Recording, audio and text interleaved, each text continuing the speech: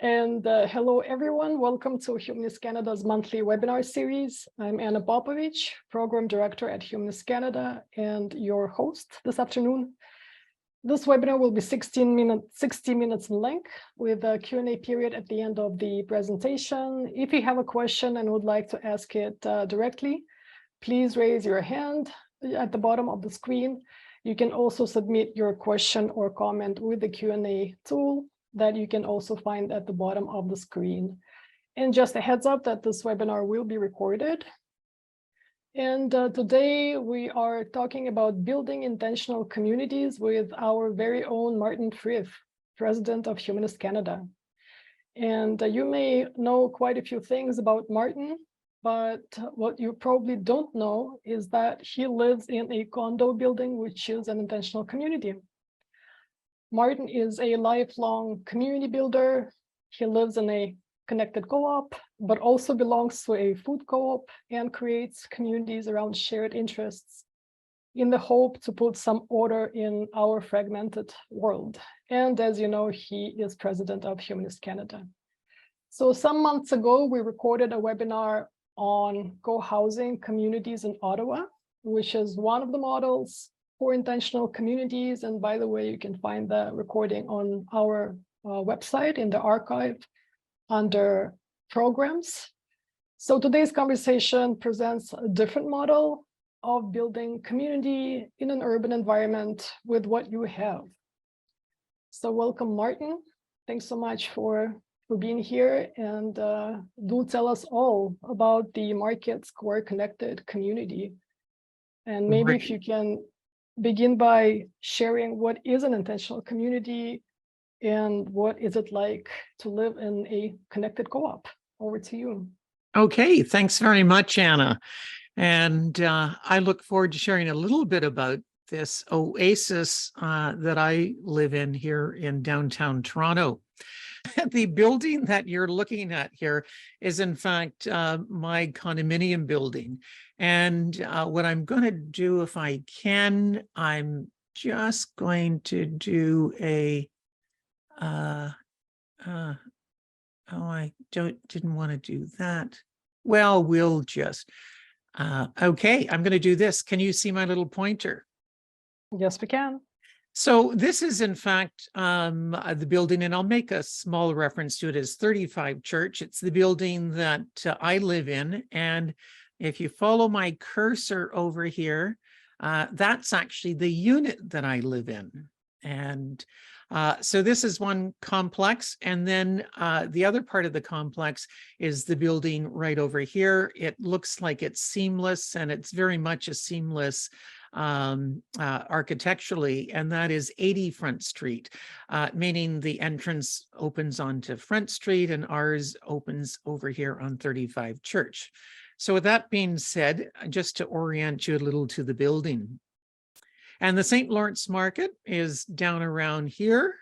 Yonge Street is this way, and over here we'd be looking at, on this side of the street, is the iconic Flatiron building that people are very familiar with. Okay. So in the brief time that we have today, what I had wanted to do was just walk you through a little bit of the experience here at Market Square, talk a little bit about intentional community, my lived experience, and then a little bit we'll finish up with creating your own intentional community, and then we'll finish with certainly some time for discussion. And what I also think of, Sean Hillman, if you're on the webinar as you anticipated today, if you'd identify yourself, and I'll bring you in at that point, given that you have some experience with intentional communities as well as, and we'll certainly have an opportunity to hear from those of you who'd like to ask questions. So what is intentional community?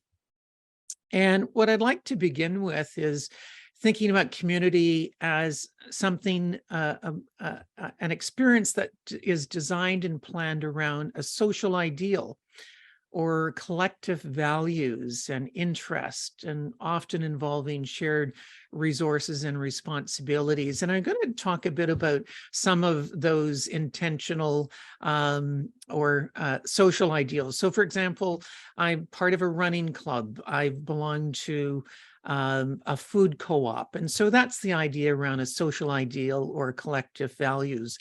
But I'd like to nudge this idea even forward. And a book that I discovered by Paul Bourne titled Deepening Community, who talks about community grows when we make time to share our stories, when we enjoy one another, taking time to care for one another and work on building a better world together.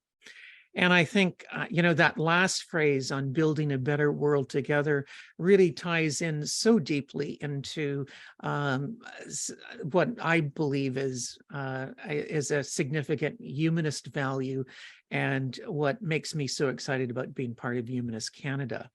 So intentional community. So what you're hearing about this is that with intentional community, there's an element of durability. There is an element of sustainability. There's an element of predictability. That are all part of this idea of intentional community. And you'll see how that gets borne out in this experience here at Market Square. But let me move on. What I discovered in getting ready for this presentation, which really was helpful for me, was thinking about the many different ways in which certainly community is important to me, but I want to think about community as a lifestyle and as a way of living. And I think that that's in preparing for this presentation, I was thinking about how true that is to my experience. And so I'm going to go back, and these are just a number of ways that I have been involved in some intentional communities. And the invitation here, of course, is to think about how many places in your life, because we all move in and out of a variety of communities in our lives. And not all of them are, most of them are probably not intentional, but some of them will be. And so you probably, many of us will already have experiences of intentional community without really even knowing about it. So let me go back to my university experience when I first became aware of, internally in my own life about the idea of community, living away from home for the very first time, living with people that I never anticipated living with, and what it meant to create community. And so I have to say, and probably many people who have lived through a first year at university would say it's a pretty awesome experience, not for everybody, but it certainly was for me, where I had a chance to build community with my first year folks in residence. And one of the things that I discovered about that was how I, in fact, contributed to building community. And so one of those ways is that I became very active in the social life of the university community, but we also did things that were beyond that. So we had at St. Jerome's, we had a run every year. And the idea behind that was, of course, that we did a 24-hour run and we raised money for the broader community. And I was delightfully engaged in that process. And so already you're beginning to see that community is something that just isn't internally focused, but has an external focus as well, that it's not just focused on its own needs. Karma Co-op is a food co-op that I belonged to when I returned to Toronto after university.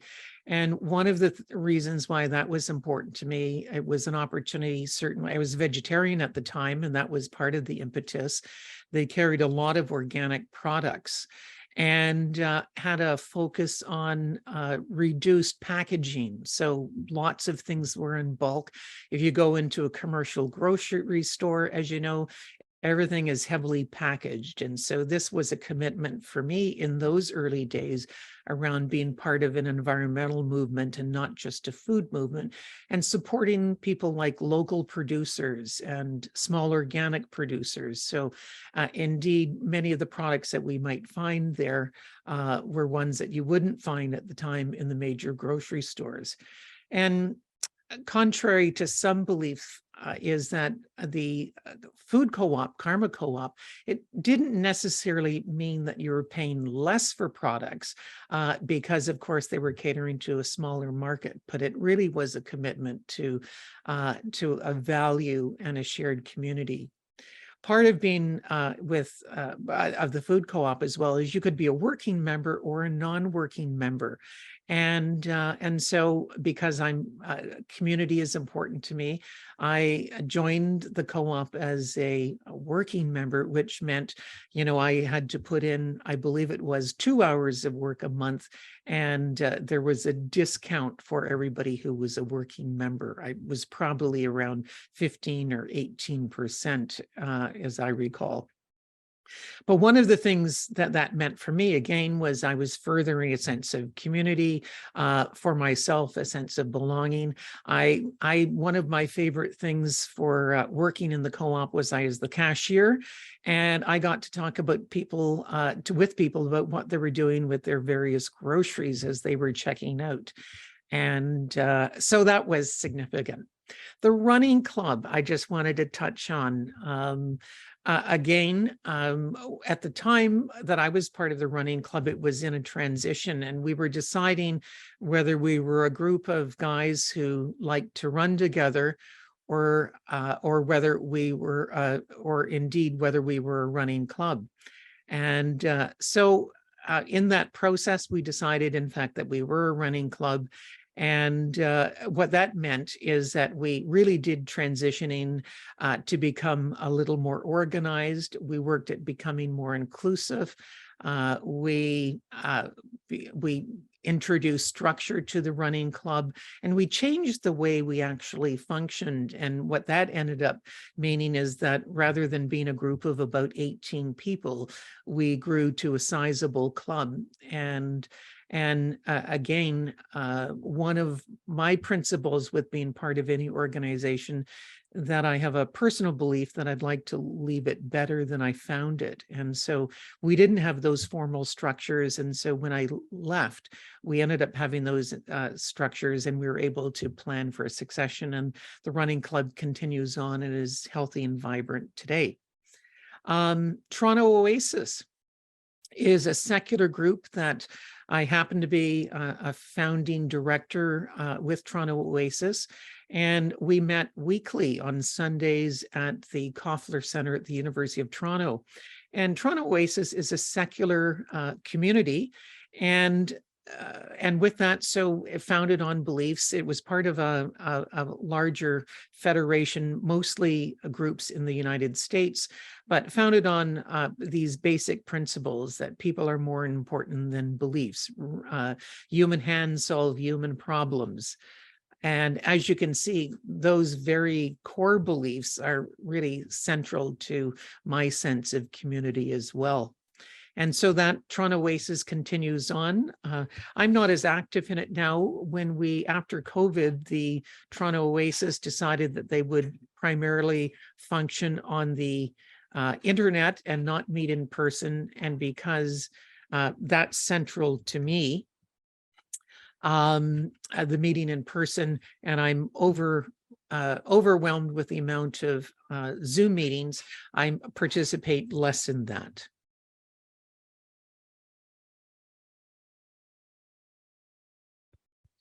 Market Square, which we're going to talk about mostly today. So I won't spend any time in speaking about Market Square right now.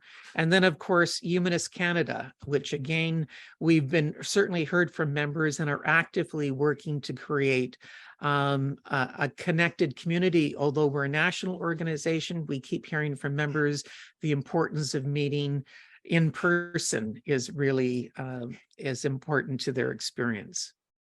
So let me jump over to Market Square. And this slide we've already seen before, but in this one I've underlined in red in the orange box is that this is all about building a community, sharing stories, but building a better world together. And that really has been central to us here at Market Square, and I think very much a part of our humanist values. So history, let me jump into a little bit of history to understand our community and how it became a place that intentional community could be formed.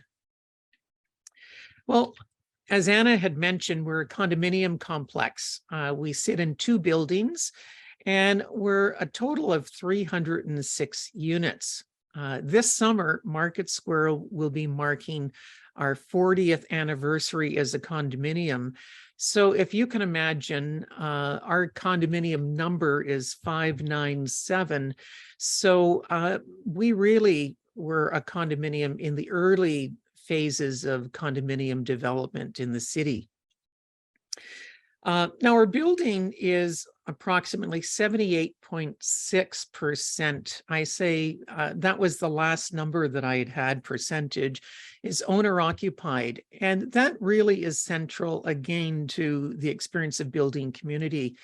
As you'll see from the next bullet, that StatsCan as of March 2023 indicated that recent builds, 2016 to 2020, 55.2% of those are built as, and those units are investment properties. And what that means is there's obviously in a building that has 55% their investment properties, that means they're not owner occupied, that percentage. And it means that these are people who are going to be renting, they're going to be coming and going, which is, that's an important element in the market. But it's actually probably going to be harder in some ways to build a community in a place where there's that level of turnover, not to make it impossible, but I think it makes Market Square unique. So I wanted to highlight that as well. 40 years as a condominium, and our staff that we have, our concierge staff are actually employed by the condominium corporation, which means they're not an agency where they provide staff to us. But I can tell you that they're a central part to our sense of community here. We still have concierge who have been here almost 40 years. We've had some recent retirements, which means that they've known the longstanding members of the community. My husband and I have been living at Market Square for 28 years, and we have known some of the concierge have been here all of the time that we've been here, which means they too have become part of the family and the fabric of this community. We've attended weddings of some of the condominium of the concierge staff, and that's how tight a community it is.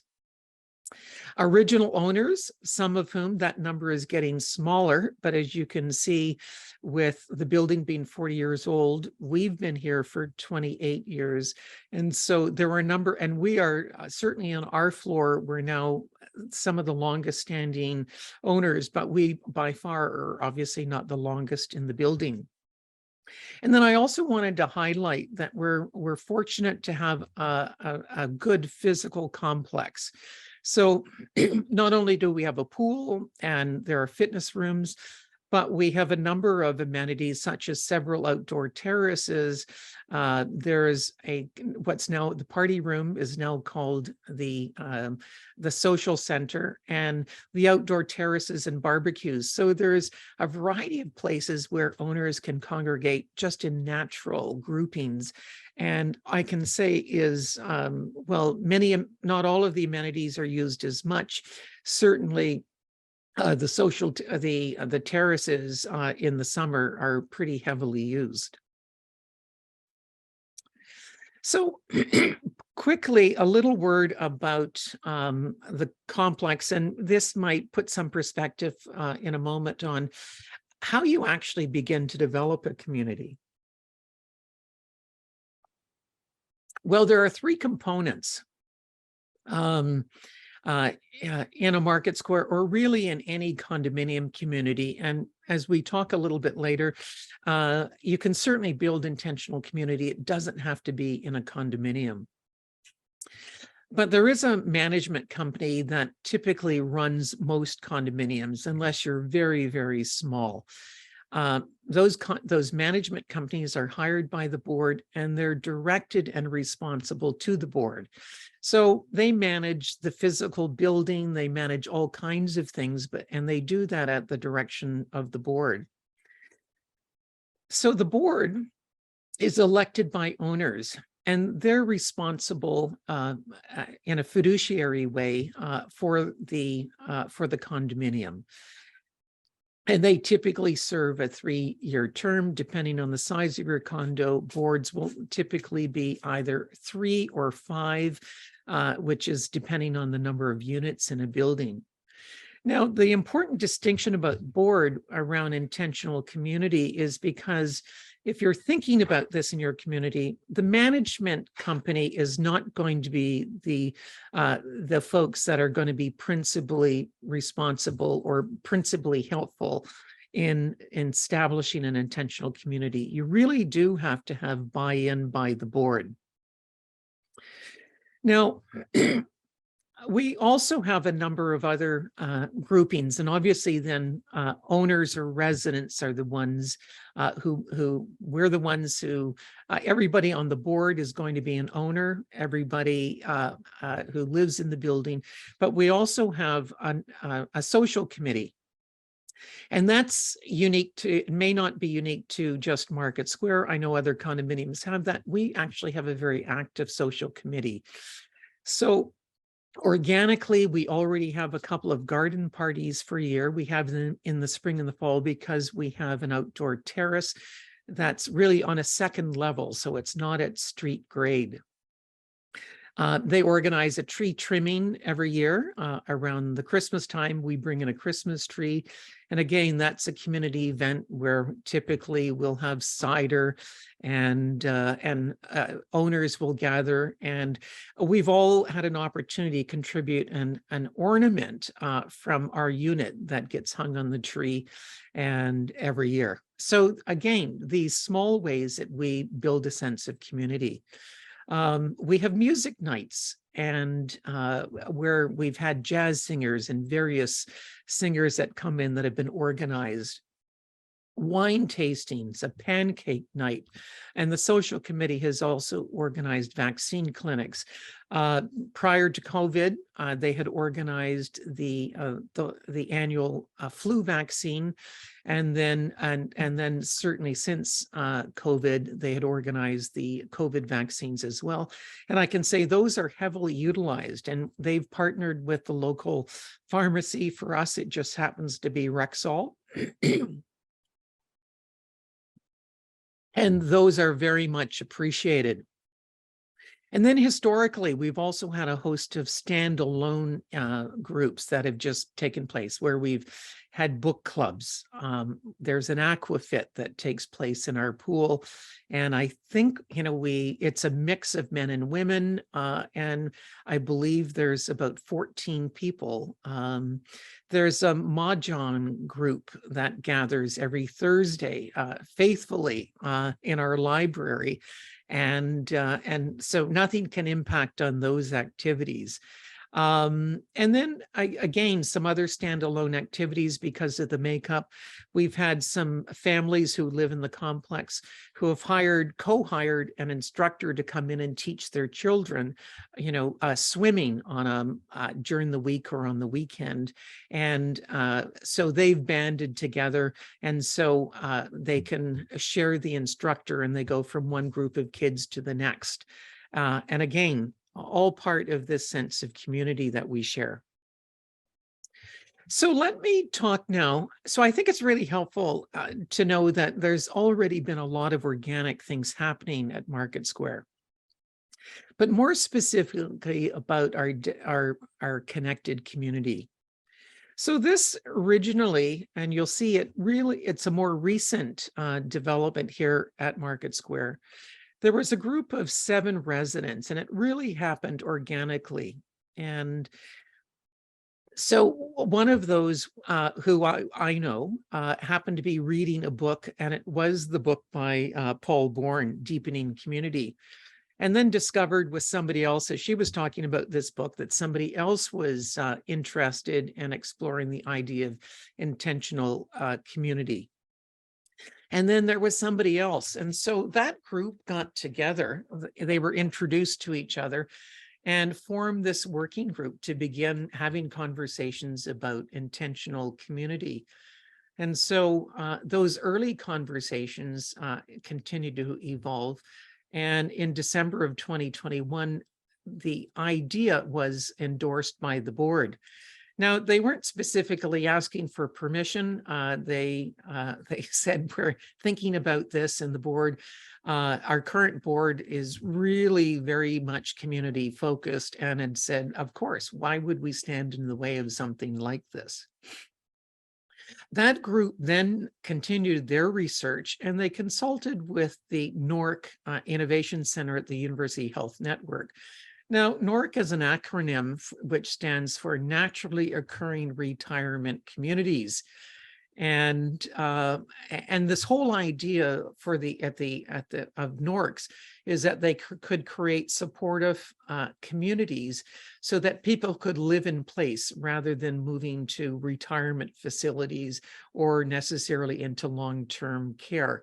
So people maintained a healthy, vibrant life. And what NORCs really did was they brought together the idea of healthcare and social care, so that we all know that the number of folks who might feel isolated, lonely, disconnected, who live in the community and would benefit from social care. And so that's this major focus for NORCs. Now, interestingly enough, our working group declined to be a hub with the NORC and not to take on that label. And the reason for that being is, although these are folks who are over the 65-year age benchmark, is that what they wanted to do is that our community is intergenerational. And so we have families with young children. It's not unusual to see strollers in the hall. And so the idea of a NORC really didn't fit with our community. So this group did next was they piloted 25 target interviews with various people in the community. I can tell you that one of those interviews took place with one of our younger residents who is 12 years old. And as you can imagine, they also took place with those who are in their 90s in our community and those in between. And it really was to take a sample of, what do people want in our community here at Market Square? What are they missing? And out of those targeted interviews, they were able to develop a series of questions and a survey with some experts in developing the survey. And so in early August of 2022, and I'd mentioned that we have 306 units in the complex, and they were able to compile 166 interviews and draw some results from this. So those results, updating a system of resident-to-resident communications, the importance of posting notices in elevators and bulletin boards. For information really was something that was heavily highlighted. And I don't have a slide today. Unfortunately, I forgot to put it in. But the information really just isn't about, it's information on the community, it's information on the projects, it's communication from the board and the management office.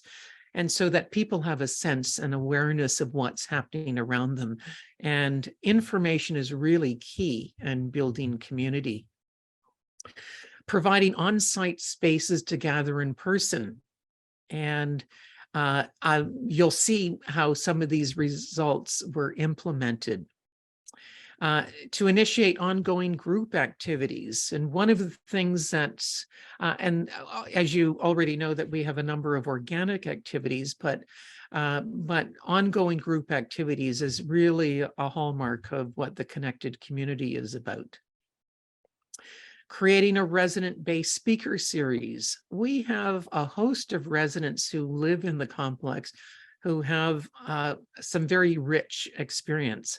I'm thinking of somebody who's a theater director. And so, again, the opportunity to provide not just as a speaker series, but we've had an opportunity to gather at the theater, for example, of a play in which this resident was the director. And so we were able to have a dialogue with the actors after, led by, our local resident director, and to have those kinds of rich experiences. But we have lawyers, a host of professionals in which to be able to share experiences with one another here in the building. Collating a list of residents requiring support, which was something, given that we're an intergenerational community, there's still the reality that 56% of the residents in our complex are 65 years of age or older. And so it's not just requiring physical support, but I'm thinking we just implemented, we moved from Rogers to Bell 5, for example. And so just being able to navigate the Bell 5 channels, for example, after having been on the traditional Rogers for so many years, people needed assistance with that. And we have students during the summers and during the year who will put a notice up on the board, very organic, to be able to say, they'd be delighted to help anybody with their computer issues, whether that's those simple things that, tech support that you might call on. Well, we have some in-house folks that are familiar with technology, and especially it's an opportunity for some of the youth in the community to feel like they're contributing and engaged. And I'd mentioned lastly about wanting more information. So the implementation of the connected community here happened. The working group recognized that we needed to do things in 2 phases. And so in their wisdom, the first phase was looking at community engagement. So they changed the name of the party room to the social center with a more multiple purpose focus. The party room had been locked all the time. And so we, in this past year, they went, rather than keeping it locked, it now is accessible through a fob, which everybody in the building has. So informal activities can take place in there, and all you need to do is access it with your fob. And there's a list of standard times that activities are happening. We have instituted a weekly coffee hour. So Wednesday mornings from 10 to 11.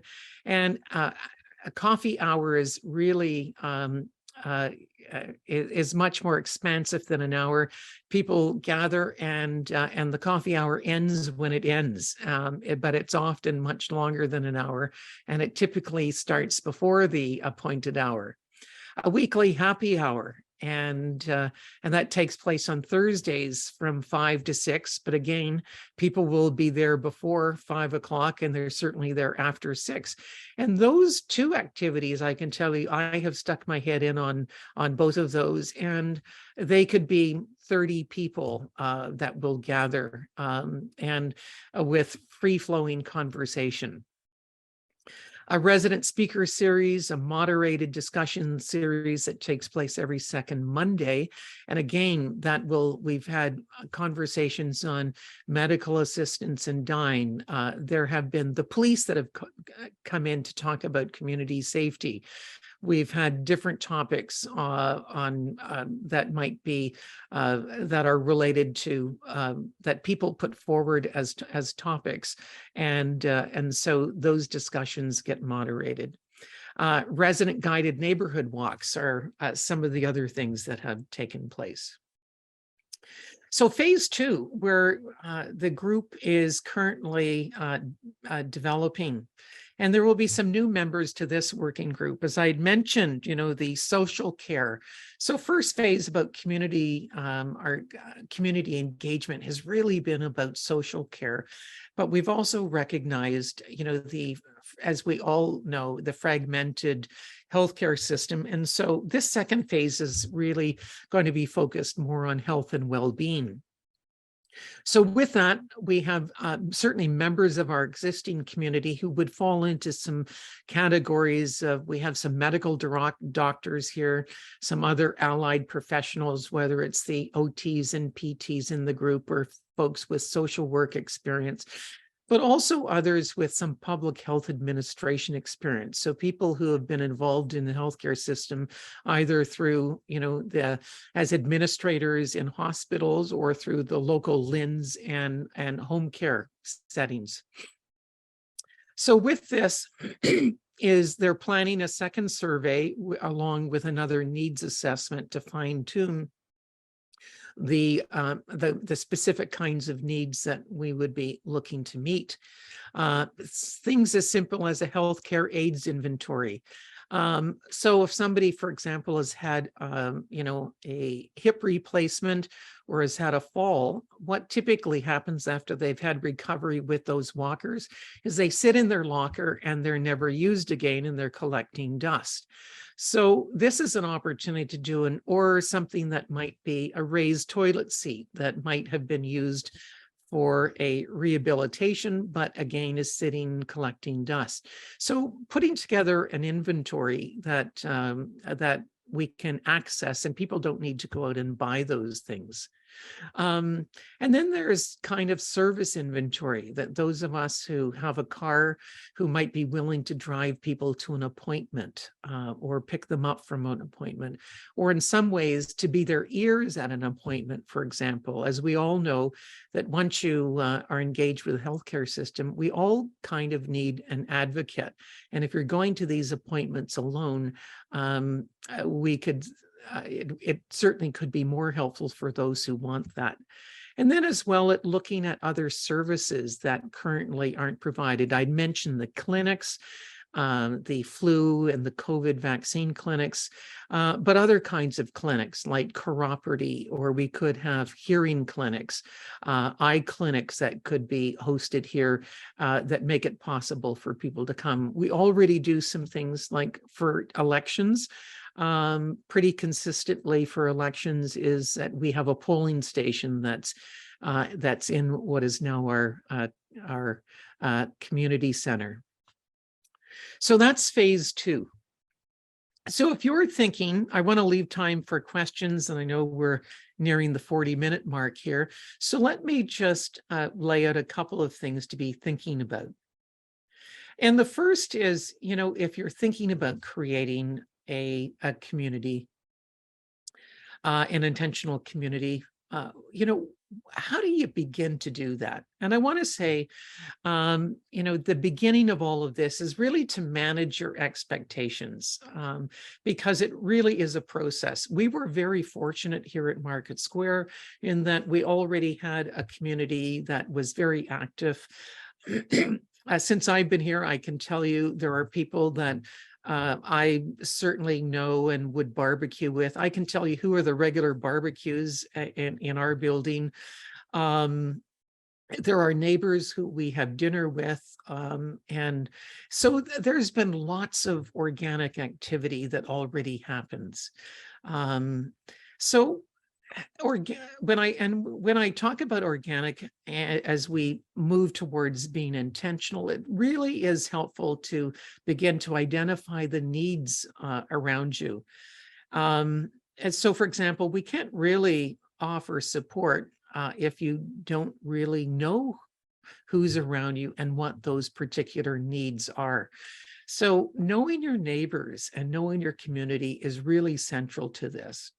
And with that, much like our working group discovered that there were other people thinking about intentional community, it's really helpful to identify like-minded individuals, both to share and to be able to talk through things, but also as allies. And so, for example, having allies on the board is really helpful.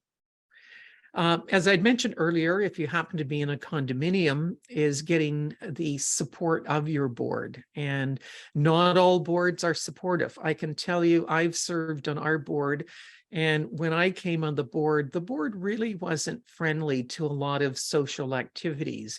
And so that was something that I brought to the board. And it really was those hard conversations about, why would the board stand in the way of organized activities that are happening organically. And so that has continued on our board.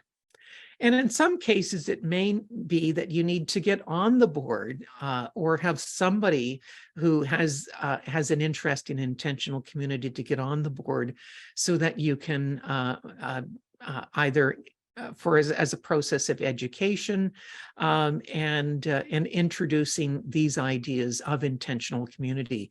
The younger a board is, and I don't mean that just in age, but a condominium that's relatively new may not be as familiar with these ideas about intentional community.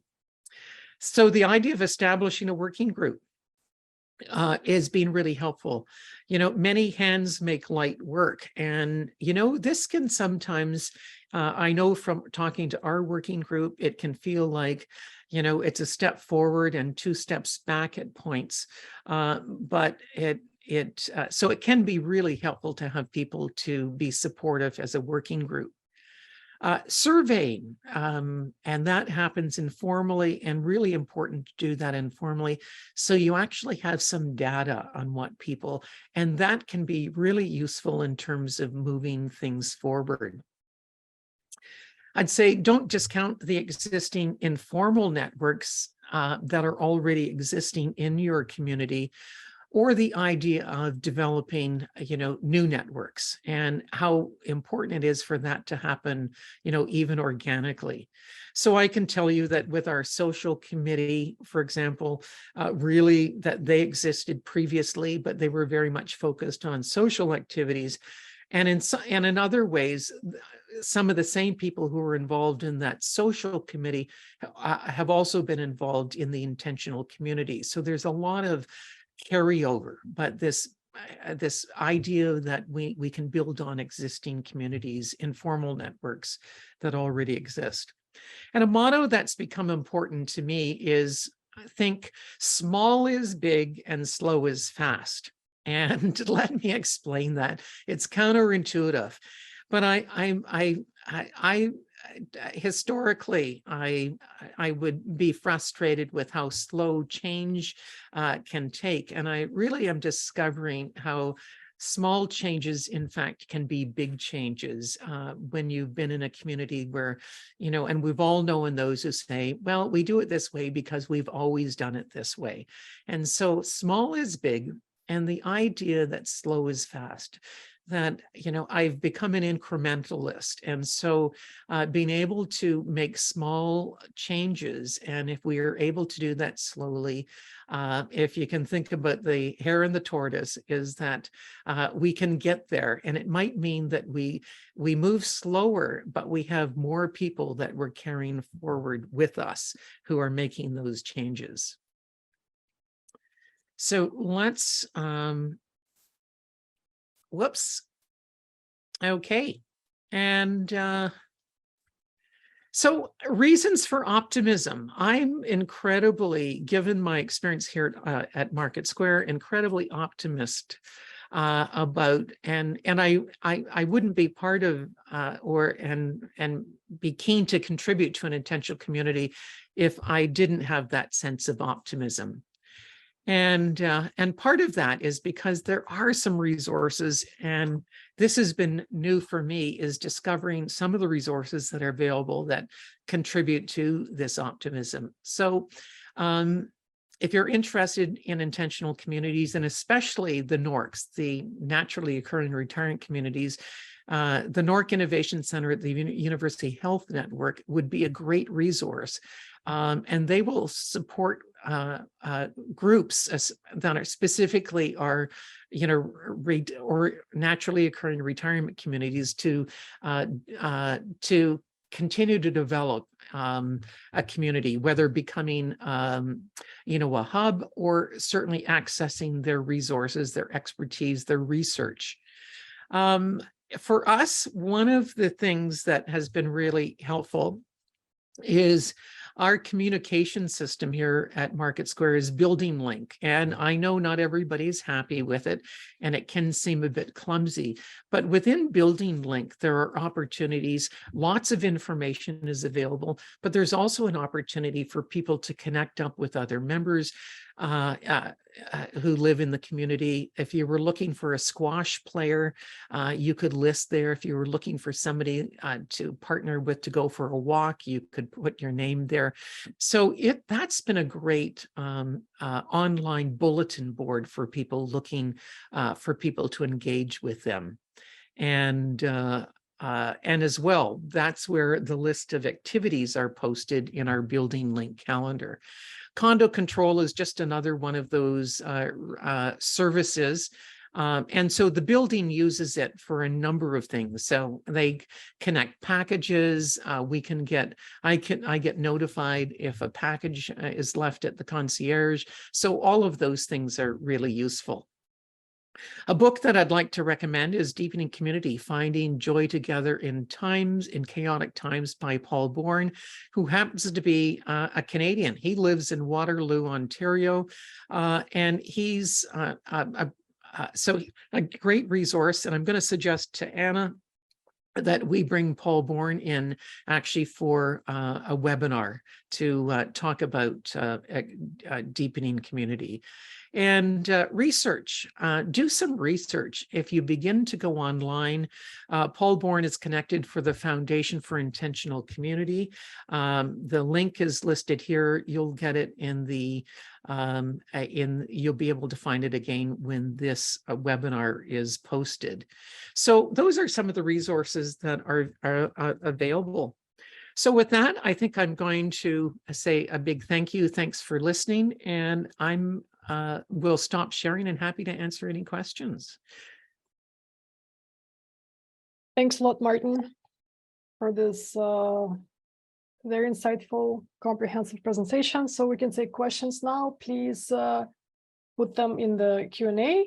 You can also ask your question directly just raise your hand at the bottom of the screen and unmute yourself. Yeah. And I'd like to clarify one question I have about the logistics of what you just shared, Martin. So can it be the case that a resident or residents ask for a specific kind of help? And I'm thinking about your messaging board. I don't know, say there's a senior with dementia or someone needs a specific help. Does that happen? I can certainly imagine that this would be very helpful, especially for people who live by themselves, yes. Right? Or seniors who live alone. Yes. And again, there are numerous folks that here in our building who do live alone. So in fact, lots of that happens organically. And I think in terms of some of the professional services, this is not to replace any kind of professional services such as, PSWs that people may hire or experts in dementia care or any of those other services.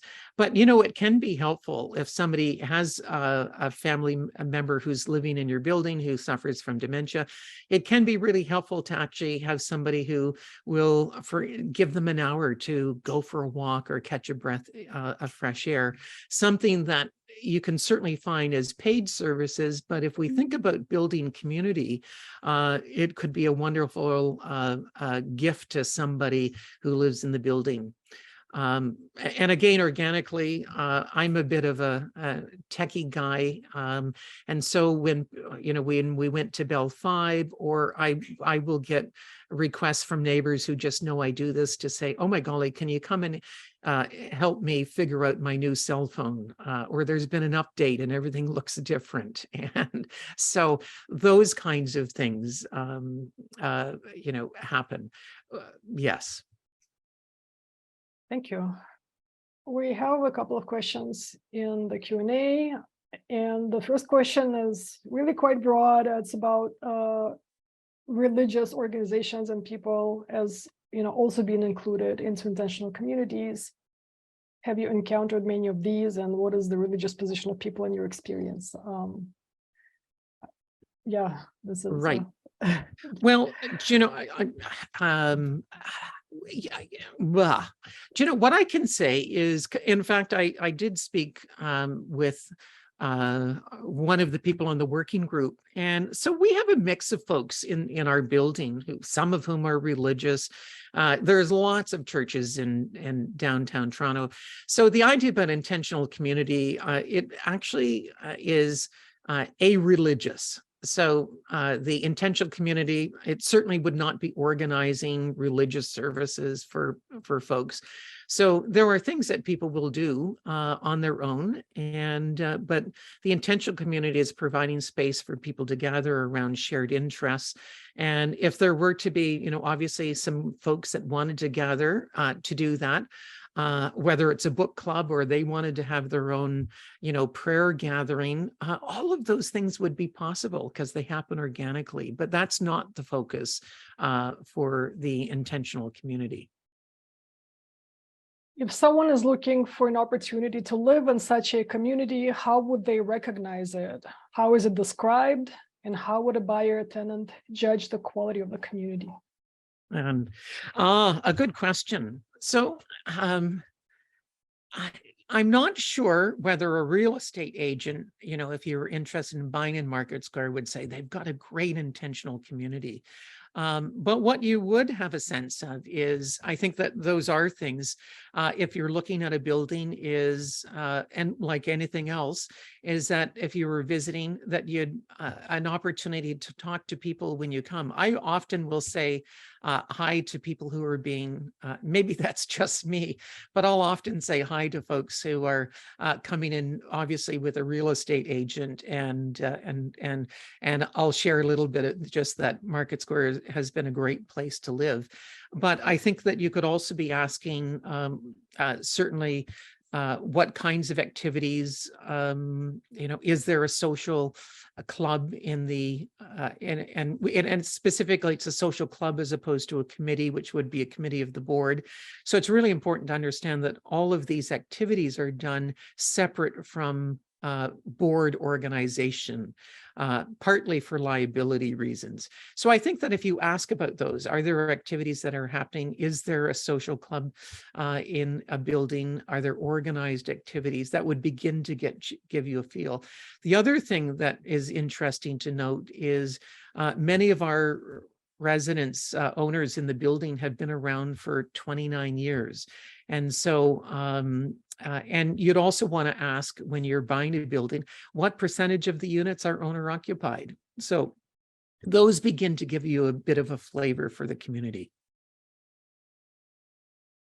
Thank you, Martin. I'm curious, would you say that the Market Square community is a unique experience, for example, in the city or in the province? And if it is, why aren't there more co-ops such as yours? And I'm definitely thinking about my own experience in a very big building, where you have a lot of humans living in close proximity to each other, sharing a space and not talking at all. So listening to you, just, I'm kind of always intrigued by that. Yeah. Yes. So why is it not a common experience if it isn't? Indeed, I think, if we looked around, the idea of intentional community isn't something that you probably hear a lot about. And so what I can say, Market Square, I believe, is really quite a unique community. We lived here 3 years before we actually bought in the building, so already had a sense of the community before we purchased. And so we were able to buy our unit and we didn't have to move. How cool is that? And so I think that was important. We're also an 8-story building. So, we're a low rise, although we have 306 units. And what I want to say with about that, there's something of scale that if you live in a tall tower with 1,000 units. It's that classic is that probably the more people are, the less likely that there's going to be a sense of community. And even within a community, that the ideal number of people participating in activities is probably around 8 to 12. I mean, there are larger activities in terms of the social activities, but many of these activities might involve smaller numbers of people. So I think the fact that our building is 8 stories, we literally know everybody. I know everybody on our floor. And I think if you're looking at a condominium and looking to build intentional community, that I would say, and this is my own anecdotal experience and evidence, is that you want to be looking at a building that's at least 100 units and probably, tops out at the 300 or 400 units. And I say on the low end, if you live in a building that's smaller, it means certainly in terms of if you have expenses and they get shared by a smaller number of people, a building that would be smaller than 100, it's like any community. So if you have a community that's smaller, so some condominiums may have, 30 units, and you would have a board of 3 people. Now, if you have a disagreeable person in that in the mix of 30, it really does get amplified quite a bit. And so the idea of a minimum of 100 to 300 as being a nice range means that you get a mix of people, and there will always be different personalities. But because there's a sufficient pool of people, that seems to get balanced out. Okay. Next question is, how much do the condos and Market Square sell for? I don't want to, if you want to reveal this information. And well, I Can mean, we move in? Yeah, well, it's interesting. Somebody is selling in-house right now. They're looking and they've posted and they're selling at $950 a square foot. So $950, $1,000 a square foot. The largest unit in our building is 2,400 square feet. So it's the O1 units. We live in a 1,300 square foot 1-bedroom. So yes. So that, but again, the smallest unit in our building would probably be, about 1,000 square feet. So that's the other marker. As you know, any of new buildings would be, are much tinier. Okay, thank you. Have there been instances of conflict in the co-op, and how do you handle disagreements and clashing temperaments? Yes, of course there has been conflict. But what I want to do is, distinguish. I mean, I think that the board has to deal with conflict in a way that, and that's why I think it's really helpful to make a distinction between, the management, the board, and then, the connected community. So for example, we'll leave this focused on the board for a moment. The management company really exercises things on behalf of the board.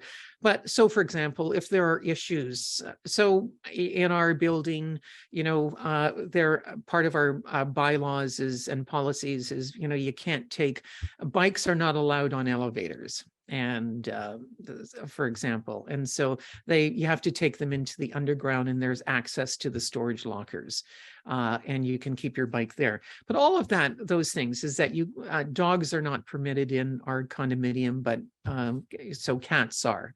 And so the board and the condominium management, they're responsible for exercising all of those things, and they will often deal with problematic owners. And I could honestly say that's a very infrequent occurrence in our community, but that might be noise violations.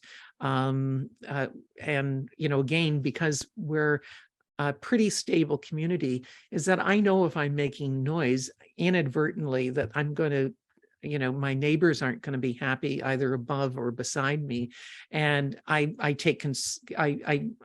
care about that because I also have dinner with them, and so these are those things that, because we have community, those things are less of an issue. I mean, we did have something publicly recently where there was, the police were involved in somebody in a unit where there was an issue, and they were called, but those occasions are very rare in our building, and of course, different people have different ideas about what intentional community is. So even in the working group, you can anticipate that there's a diversity of opinion, and yet, because we're focused on the greater good here, this isn't about getting one's way, but it really is a focus on what's in the best interest of the community. And that's an overriding focus. Okay, and maybe we can just close with one last question. What surprises you, or what's surprising to you about belonging to this community? I think I genuinely am surprised about the level of enthusiasm and commitment to activities here, that it came out of the surveys. And I can honestly say I have never enjoyed living anywhere as much as I do living here. And I have felt that from day one. And what surprises me is that I continue to find this an exciting and vibrant place, is that we have new families moving in. And I'm genuinely surprised at how well we live in harmony here, as random people who have bought into Market Square, and how life-giving and vibrant it has been. So honestly, I think about Market Square as being my forever home. I could imagine them taking me out in a box. Unless you move into a van. Unless I move into a van, which is van life is, yes, is as you know, another crazy. Yes, I know it's on your agenda. Well, thanks so much, Martin, for sharing this amazing experience.